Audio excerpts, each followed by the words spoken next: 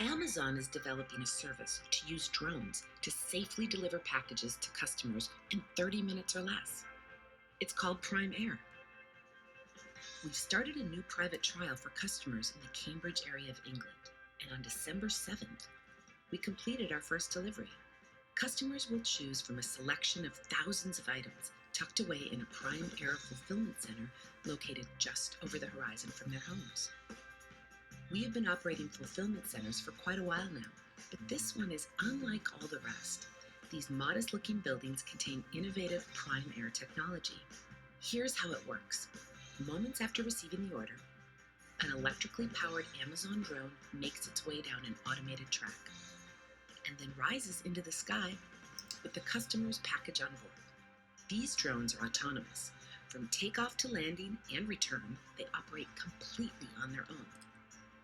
Cruising quietly below 400 feet, carrying packages up to 5 pounds, and guided by GPS, our systems are designed to find their destinations safely.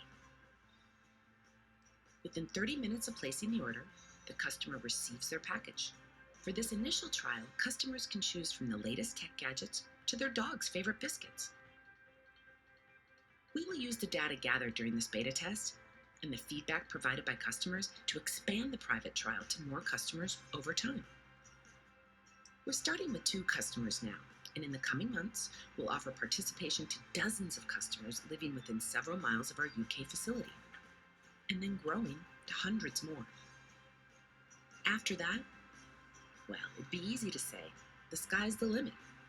But that's not exactly true anymore, is it?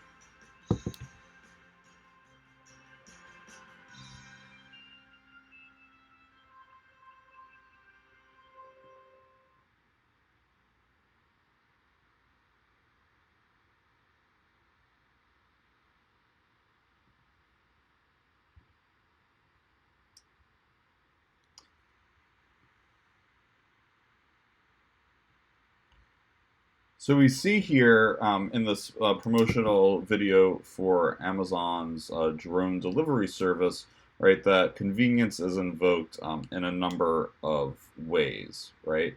Uh, First, it's faster and easier and more efficient for customers to get the products that they want, and also to have an array of options, right, that they're able to choose from and receive virtually on demand, right? So that the challenges, right, of having to actually leave your home to go shopping, in terms of time and space, right, those become eliminated.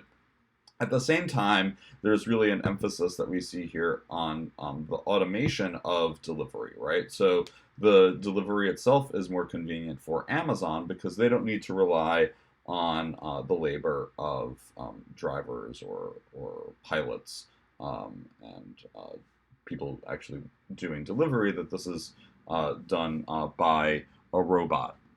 So all of this is really framed as an emerging form of convenience.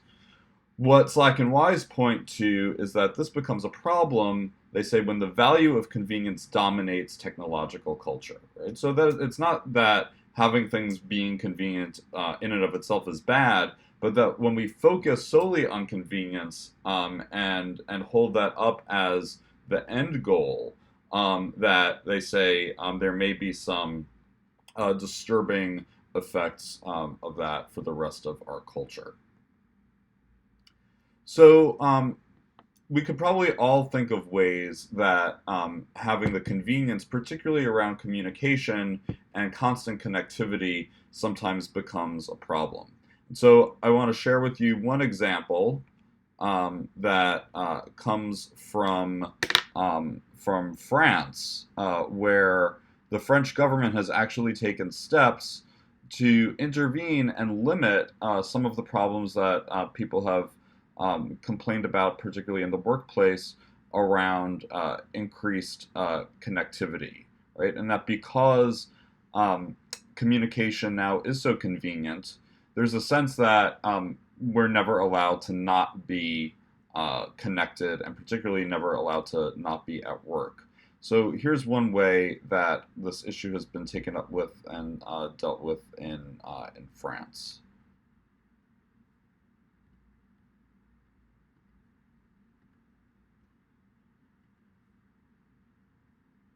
France this evening, where a headline is getting global attention.